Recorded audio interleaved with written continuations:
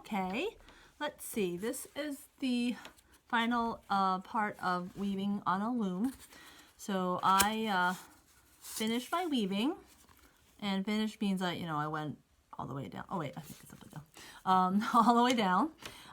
So right now I can either keep it like this and just keep it on my loom, and I can give it what I say is a little haircut.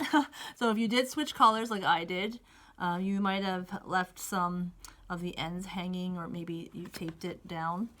So this is where you can clean up your weaving. Your weaving is basically a piece of fabric. So I'm going to take some scissors and give it a little haircut. And that will neaten my weaving, so it looks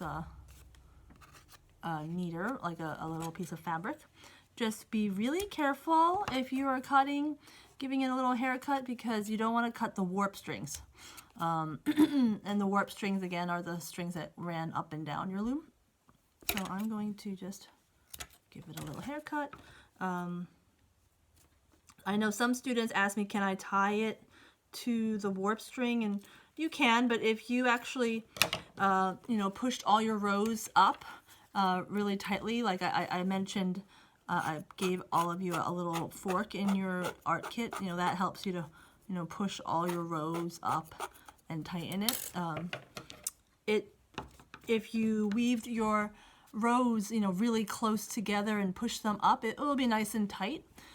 So you don't have to tie these little ends to the other ends. I know some students actually also like to, they feel more comfortable if they changed colors, they would tie the new color to the old color. So you can do that if you want to, but you don't have to. So like I said, I'm just gonna carefully clip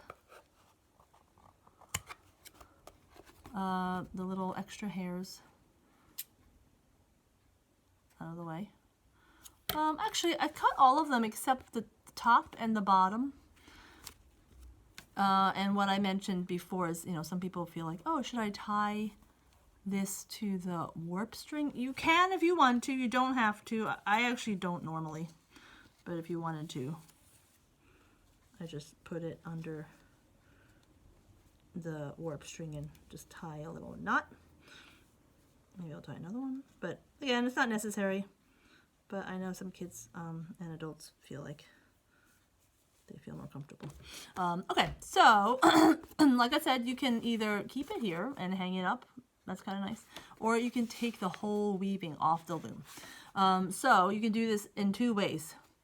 If you remember, the warp strings I used the color brown, so it's hard to see. They go up and down, but they went around these little tabs. So what you could do is take one at a time. I'm going to lift this to the front. So I'm holding it. And this is just a loop. So actually you don't have to do anything with it. So I'm just gonna do the same thing with the second one. I'm gonna lift that. And this works better if you really made sure your weaving is very tight. I'll tell you the second option. So I just lifted it off the loom, and so it won't. All your beautiful colors that you weave won't go anywhere because this is a loop. So you're basically just taking your taking your weaving off your loom by lifting the little piece of yarn off like that. And then in the event that you actually did wrap around the entire loom, like I said, you could do that. In which case I did do that on the first part.